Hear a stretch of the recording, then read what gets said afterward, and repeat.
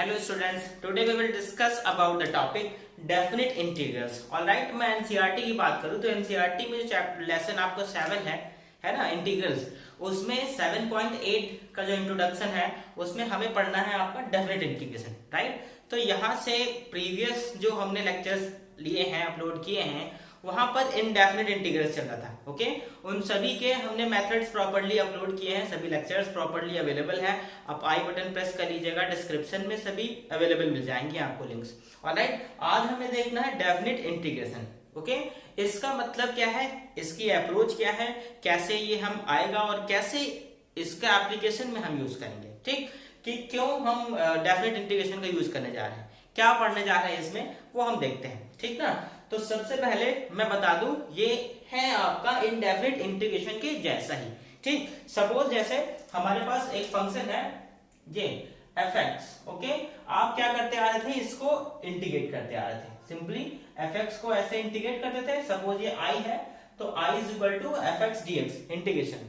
ठीक, यहां से कुछ रिजल्ट आता था। सपोज ये कैपिटल x dx आता था, सॉरी कैपिटल fx आता था, प्लस क्या होता था c, है ना। यहां से इसको इंटीग्रेट करने पे ये रिजल्ट आता था। ओके, अब डेफिनिट इंटीग्रेशन में हमें क्या करना है, डेफिनिट इंटीग्रेशन में होगा तो यही चीज होगा, आपका इंटीग्रेशन तो ही होगा, बट डेफिनिट इंटीग्रेशन में ये जो आपका कांस्टेंट है c, ये नहीं आएगा। ठीक, ये नहीं आएगा, डज नॉट एग्जिस्ट। ठीक, अच्छा क्यों नहीं एग्जिस्ट करेगा, हम इसकी भी बात करते हैं आपसे। देखिए, यहां जब डेफिनिट इंटीग्रेशन हम पढ़ेंगे तो डेफिनिट इंटीग्रेशन में कुछ लिमिट्स होती है। लिमिट्स इन द सेंस, यहां एक इसकी लिमिट होगी, एक यहां लिमिट होगी। इस लिमिट को हम बोलते हैं लोअर लिमिट। ठीक, ये क्या कहलाएगा, लोअर लिमिट। और ये हमारा क्या कहलाएगा, फिर सिमिलरली ये कहलाएगा आपका अपर लिमिट। ये क्लियर है।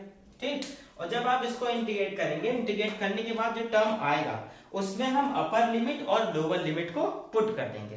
ठीक, सपोज देखिए आपने जो लिखा है ये क्या है, fx प्लस c आया, सपोज दैट यही आया था।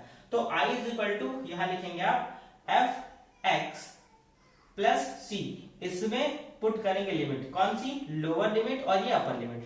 पहले पुट होती है अपर लिमिट, फिर पुट होती है लोअर लिमिट। तो यहां से जैसे आप लिमिट पुट करेंगे, यहां क्या आएगा, x की जगह b रख देंगे, fb minus sorry plus c तो अपनी जगह आ गई। ये होता है upper limit minus lower limit, और लोअर लिमिट फिर से क्या आएगा, x की जगह a रखना होगा, a और प्लस का तो c था ही, यहां माइनस करेंगे तो ये हो जाएगा माइनस का c, और c से c जाता है कट, तो आएगा क्या ये fb माइनस fa। ठीक ना, तो जैसे ही आप लिमिट पुट करेंगे, सॉल्व करेंगे, तो सॉल्यूशन के बाद हमें मिलता क्या है, fb माइनस fa, यानी कि lower limit, lower function with lower limit, है ना, ऐसे लिखते हैं, function with lower limit minus function with upper limit. Okay, ऐसे होता है ये सॉल्व। ओके, ये तो बात रही हमारी इस बेसिक कॉन्सेप्ट की। देखिए एक एग्जांपल लेके देखता हूं मैं। जैसे यहां पर हमें मिला क्या, integration x square dx, limit है यहाँ पे 1 और 2। ठीक, तो इंटीग्रेट करेंगे एक्स स्क्वायर का इंटीग्रेशन भाई क्या आएगा। अब देखिए यहाँ से c तो कट चुका है, c लिखने का कोई मतलब नहीं है। ठीक ना, एक्स स्क्वायर को जब आप इंटीग्रेट करेंगे तो क्या मिलेगा, एक्स क्यूब अपॉन 3। ओके, और इसमें हमें लिमिट पुट कर देनी होगी 1 और 2। पहले क्या होता है, अपर लिमिट, यानी कि 2 क्यूब अपॉन 3 माइनस फिर लोअर लिमिट, यानी कि 1 क्यूब अपॉन 3। तो 2 cube means 8 minus 1 upon 3, 8 minus 1 7 upon 3। ये इसका हमारा आंसर हो जाएगा। ये तो रहा डेफिनिट इंटीग्रेशन का छोटा सा कॉन्सेप्ट। ओके, अब जो हम बात करने वाले हैं आपसे, क्लास बता रहा हूं मैं, क्लास 12 तो है ही, है ना, इसमें हमें देखना है एनसीईआरटी 7.8 का इंट्रोडक्शन। ओके, तो एनसीईआरटी 7.8 का जो इंट्रोडक्शन है उसमें हमें पढ़ना है limit integral as a limit of sum. ठीक, टॉपिक जो हमारा है डिस्कस करने के लिए आज वो है इंटीग्रेशन या integral as the limit of sum. ठीक, लिमिट ऑफ सम हमें ये देखना है मेनली। ठीक, ये आपके लिए मोस्ट इंपॉर्टेंट है। मैं बता दूं इंटीग्रल एज लिमिट ऑफ सम, ये हमारे लिए मोस्ट इंपॉर्टेंट है। ठीक, ये और ये है सेम चीज, बोथ आर सेम, ठीक, but integral and limit of sum को करने का एक अलग कॉन्सेप्ट है, ठीक, उसको हम देखेंगे। यहां से आपका एक लॉन्ग क्वेश्चन आएगा लिमिट ऑफ सम से, एक क्वेश्चन सीबीएसई में 6 मार्क्स या 4 मार्क्स का श्योर है, 6 मार्क्स का ही जनरली आता है, ठीक, तो मोस्ट इंपॉर्टेंट है, ये कह दूं मैं आपसे, मोस्ट इंपॉर्टेंट, ओके, बहुत इंपॉर्टेंट है। चलिए, integral as the limit of sum का कॉन्सेप्ट क्या है, ये कैसे आया और हम इसको क्यों यूज करते हैं वो देखते हैं, ठीक। बेसिकली इंटीग्रल का जो यूज हमें करना है वो फाइंड आउट करना है एरियाज को फाइंड करने में, ठीक ना। Integral as a limit of sum का मतलब हमने एक फंक्शन कंसीडर कर दिया, यही जैसे लिखा था i इज इक्वल टू, तो क्या लिखा है fx dx, ठीक, लिमिट इसकी क्या है, upper limit minus lower limit, ये है लोअर लिमिट, ये अपर लिमिट, ठीक। ये इसका मतलब क्या है कि हमें एरिया फाइंड आउट करना है from of fx from a to b, ठीक। सपोज ये जो है हमारा, ये मैं इसको ग्राफ ड्रॉ कर रहा हूं, एक कर्व ड्रॉ कर रहा हूं, ठीक, ये fx है, सपोज हमारा ये क्या है, ये आपका fx हो गया, ठीक, this is the curve of fx, alright, ये कर्व हो गया। नाउ यहां पॉइंट क्या है हमारा, ये सपोज a है, ठीक, ये पॉइंट हमारा क्या है, ये है b, क्लियर, ये भी हो गया, ओके। अब integral as the limit of sum, इसका मतलब क्या है, इसका मतलब बेटा यहां पर है integration of the curve between a and b and the x axis, ठीक, या कह लीजिए area under the curve bounded by x axis and bounded also bounded by the limit a to b, ठीक। इसका मतलब यह है कि a और b से बाउंड हुआ जो एरिया है वो हमें फाइंड आउट करना है, ठीक, ये एरिया की बात हो रही है, ओके, इस एरिया की बात हो रही है यहाँ पर, ओके ना। तो ये एरिया यानी इस कर्व के बिलो एरिया और x एक्सिस के अबव जो एरिया है, ये पूरा सराउंड, ये कहलाता है आपका integral as a limit of sum, ठीक। अगर यहाँ भी कॉन्सेप्ट आएगा इंटीग्रल ऑफ सम कहा दिया जाए, इसका मतलब क्या है कि हमें इस कर्व का एरिया निकालना है, इस एरिया बाउंडेड कर्व का एरिया निकालना है जो a और b के बीच है, ठीक। अब देखिए कैसे हम करेंगे, इसका कॉन्सेप्ट देखते हैं, राइट। ये है हमारा रीजन, इसका एरिया निकालना है, तो क्या आपने इसका डायरेक्ट कोई फॉर्मूला पढ़ रखा है, ये कोई स्क्वायर शेप में है, कोई रेक्टेंगल है, कोई सर्कल है, कोई स्फीयर है, कोई कोन है, नहीं, ये सब तो है नहीं कुछ, तो इस शेप का एरिया डायरेक्ट तो हमें मिलेगा नहीं, ठीक। इसका कहने का मतलब यही है कि लिमिट ऑफ सम हम कहां फाइंड करेंगे, कहां यूज करते हैं, जहां भी इनडेफिनिट शेप्स होते हैं, यह एक इनडेफिनिट शेप्स है, ठीक, इनडेफिनिट शेप का एरिया फाइंड करना हो तो हम इंटीग्रेशन का कॉन्सेप्ट यूज करते हैं। नाउ ये हो गया हमारा रीजन। चलिए इस रीजन को अगर हम क्या करें, कई पार्ट्स में डिवाइड करते हैं, ठीक, डायरेक्ट तो इसका एरिया नहीं फाइंड कर सकते आप, ओके। जब डायरेक्ट आप इसका एरिया फाइंड नहीं कर सकते तो मैंने क्या कहा, इसको हम कई पार्ट्स में डिवाइड कर दें। देखिए मैंने क्या किया, इसको ये ऐसे वर्टिकल स्ट्रिप्स में डिवाइड कर ले रहा हूं, ठीक, ऐसे ये हम वर्टिकल स्ट्रिप्स में इसको डिवाइड कर ले रहे हैं, ठीक, इस तरह से। यहां पर हमने स्ट्रिप्स बना दी बहुत सारी, ओके, ये बहुत सारी स्ट्रिप्स हैं, ठीक। सभी के बीच की जो डिस्टेंस है वो मैंने कह दी क्या है, स्मॉल h कह सकते हैं। हर एक जो स्ट्रिप है उसकी जो डिस्टेंस है वो क्या है आपकी h, ये हमने कंसीडर कर लिया, ठीक, ये स्ट्रिप की थिकनेस हो गई, बात क्लियर है। और यहां पर जो हमने स्ट्रिप्स डिवाइड की हैं, ये टोटल स्ट्रिप्स कितनी हैं, total n number of strips, ठीक, यहां पर जो स्ट्रिप्स हैं वो हमने n डिवाइड कर ली, ठीक। अब देखिए अगर इस एक स्ट्रिप का बात करेंगे आप, सपोज ये स्ट्रिप है हमारी, ठीक, तो क्या इस स्ट्रिप का एरिया फाइंड कर सकते हैं, ये एक स्ट्रिप मैंने ली और उस एक स्ट्रिप को मैंने सिंगल यहां पर बाहर ऐसे निकाल दिया, ठीक। आपको समझाने के पर्पज से बस मैं इसको बाहर निकाल रहा हूं, ऐसी तो आई, देखिए ये स्ट्रिप मैंने निकाल दी, ओके। तो क्या इस स्ट्रिप का एरिया आपके लिए इजी है फाइंड आउट कर पाना, देखिए भाई, क्या आप इसका एरिया फाइंड कर सकते हैं डायरेक्ट, नहीं, क्यों नहीं फाइंड कर सकते, क्योंकि यहां पर आपको ये एक्सेसिव पार्ट मिल रहा है, ठीक। इस पार्ट का एरिया कहां से लाएंगे, ना ही तो ये ट्राइंगल है, ना ही तो कोई डेफिनिट शेप है, तो इसका एरिया हम फाइंड नहीं कर सकते, ठीक। अच्छा इतना अगर ना करके आप उसको कुछ ऐसे कर दीजिए, भाई ये भी हम कर सकते हैं, मैंने ये करा और ये था, आप इसको ऐसे मिला दीजिए, ठीक, तो फिर ये क्या हो जाएगा, ये आपका रीजन हो जाएगा एक्सेसिव, ठीक, EXCE ये आपका एक्स्ट्रा रीजन हो जाएगा ना, कह लीजिए ये एक्स्ट्रा रीजन हो जाएगा। ठीक, तो ये एक्स्ट्रा रीजन है, यहाँ पर ये आ जा रहा है। इसका कहने का मतलब है डायरेक्ट आप इसका एरिया नहीं फाइंड कर सकते। ठीक, हम क्या कर लें, हर एक स्ट्रिप का अगर एरिया फाइंड कर लें और सबको जोड़ दें तो क्या निकल आएगा, इस पूरे का एरिया निकल आएगा। हम यही कॉन्सेप्ट यहाँ यूज करने जा रहे थे, लेकिन यहाँ क्या हो रहा है कि एक स्ट्रिप का एरिया ही डिफाइन कर पा रहे हैं आप। तो ऐसा करेंगे, अब देखिए हम क्या कर सकते हैं इसमें बेटा ये कर सकते हैं। अच्छा एक चीज आप मुझे बताइए, एक स्ट्रिप की थिकनेस कितनी है, h। ठीक, यहां से यहां तक टोटल थिकनेस की बात करूं मैं तो क्या होगी, b माइनस है। देखिए यहां से यहां तक डिस्टेंस b, यहां से यहां तक a, तो टोटल थिकनेस, टोटल जो नंबर ऑफ स्ट्रिप्स है उनकी थिकनेस क्या होगी। ठीक, टोटल थिकनेस क्या होगी, देखिए टोटल जो थिकनेस है वो हमें क्या मिलेगी, टोटल थिकनेस क्या b माइनस ए मिलेगी, यस b माइनस ए मिल जाएगी। ओके, अब एक स्ट्रिप यहाँ इतनी h है तो टोटल स्ट्रिप कितनी है, nh। ठीक, यानी total thickness is equal to b minus a is equal to nh होगा क्या। ठीक, एक स्ट्रिप की थिकनेस क्या h, तो टोटल स्ट्रिप कितनी है n है तो nh होगा, और nh किसके equal, b minus a is equal to nh के। ठीक, देयरफॉर हम यहाँ से h लिख सकते हैं, h is equal to b minus a upon n, ये बात लिख सकते हैं। ठीक, अब देखिए अब हम क्या करने जा रहे हैं, यहां पर अगर मैं ये लिखूं if h tends to 0, ठीक, इसका मतलब क्या है, if h tends to 0 it means ये जो स्ट्रिप थी हमारी, ये जो स्ट्रिप थी भाई यही था स्ट्रिप, इसकी थिकनेस क्या थी h, और मैं कह रहा हूं if h tends to 0 मतलब ये डिस्टेंस और कंप्रेस हो रही, तो जब ये और कम होती जाएगी तो ये स्ट्रिप हमारी धीरे धीरे क्या बन जाएगी, ये कुछ रेक्टेंगल शेप नहीं आ जाएगी, देखिए है ना, ये जो शेप था वो हमारा क्या आ जाएगा, एक रेक्टेंगल शेप आ जाएगा। ठीक, और जब ये रेक्टेंगल शेप आ जाएगा तो क्या हम इसका एरिया नहीं फाइंड कर सकते, फाइंड कर सकते हैं ना।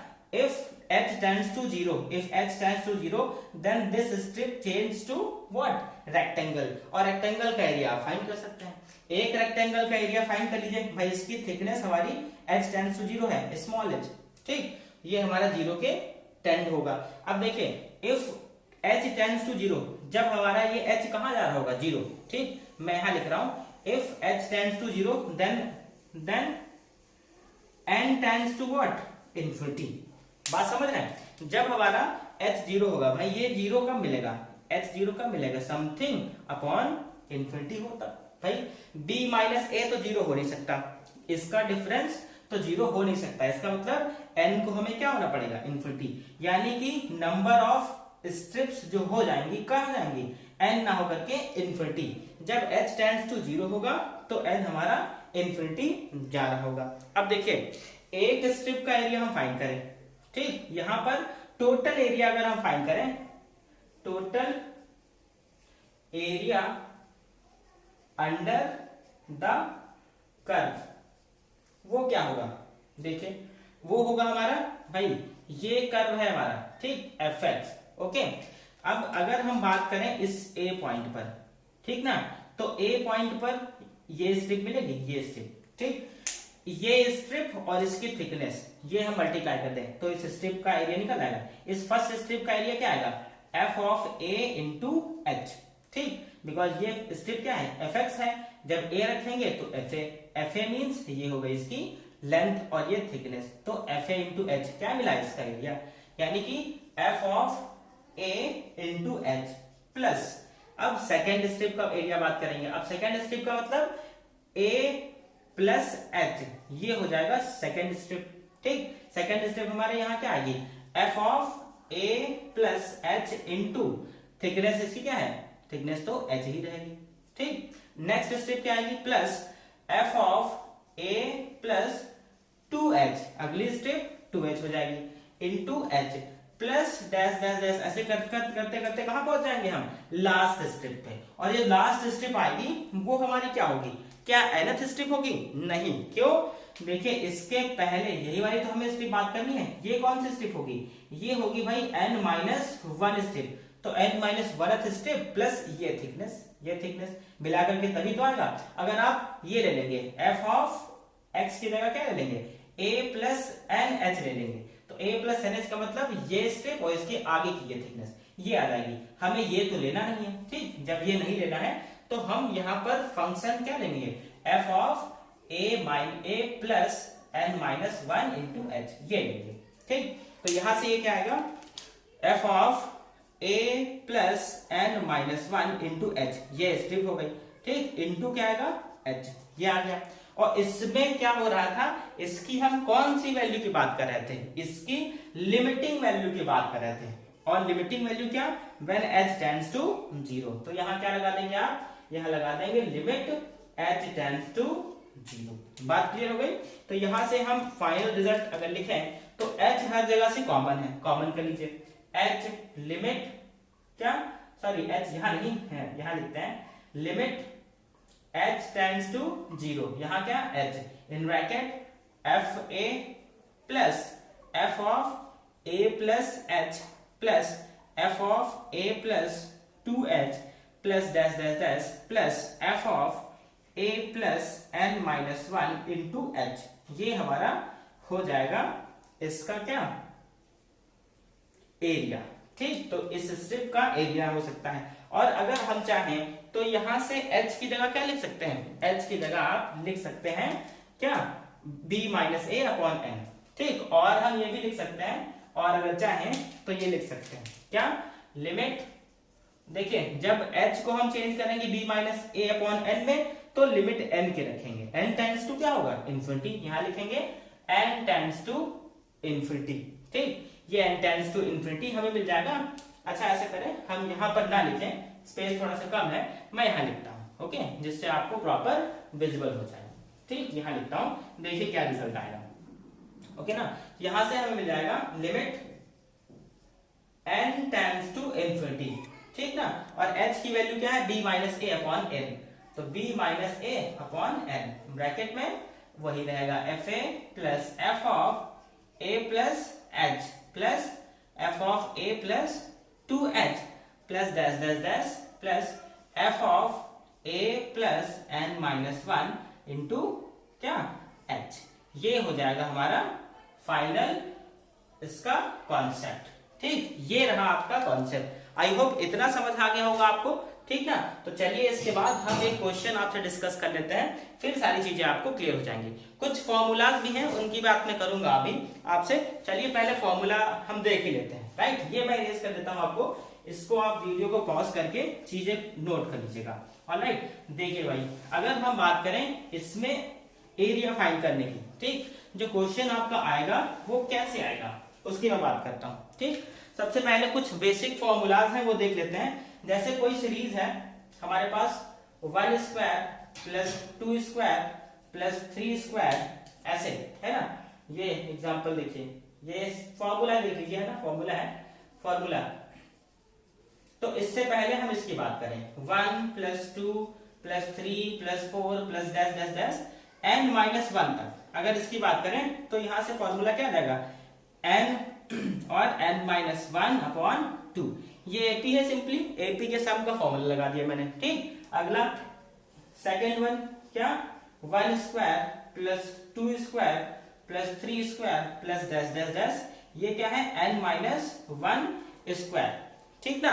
अगर ये हमें मिल जाए कहीं पर तो इसकी जगह हम क्या लिख लेंगे, ये हमारा हो जाएगा n minus 1 2n minus 1 upon 6। एक तो ये फॉर्मूला मिल जाएगा ऐसे, ठीक। Another one is third one, जैसे 1 क्यूब लिखा है प्लस 2 क्यूब लिखा है plus 3 cube plus dash dash dash, और यहां से क्या है n माइनस 1 होल क्यूब। तो आपने इसका भी फॉर्मूला पढ़ा है n minus 1 upon 2 raise to the power क्या 3, ये हो जाएगा, ठीक। और जीपी के सम का तो आप फॉर्मूला जानते ही हैं, है ना, उसमें कोई दिक्कत है ही नहीं आपको, ठीक है ना। जैसे सॉरी यहाँ पर क्यूब नहीं स्क्वायर होता है, ओके, ये स्क्वायर होता है, आप ध्यान दीजिएगा, ये स्क्वायर होता है। नाउ अगर बात करें आपसे एपी के सम का फॉर्मूला, ठीक, तो एपी का सम क्या होता है।